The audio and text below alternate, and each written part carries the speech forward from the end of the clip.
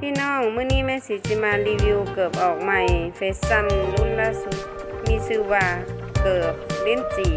ใครสนใจติดต่อได้เฮ็ดง่ายใส่สบาย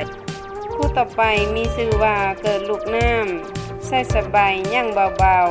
ๆมีการทนทานต่อการถึงน้ำบ่เป้เพง่ายผู้กำลังเดินออกมานี่มีชื่อว่าเกิบล้านสี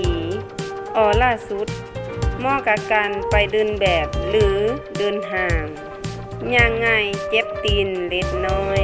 ถ้าใครเห็นห้ามหล่อเลียนแบบเด็ดขาดสำหรับคู่กำลังเดินมามีชื่อว่าเกิบสะเฝ้าเป็นเกิบหาง่ายเฮ็ดง่ายบ่ทนทานคู่สุดท้ายเป็นอีกคู่หนึ่งที่ประชาชนนิยมที่สุดใส่ไปให้ไปนาไปสวนดำนาหรือทางเปื้อน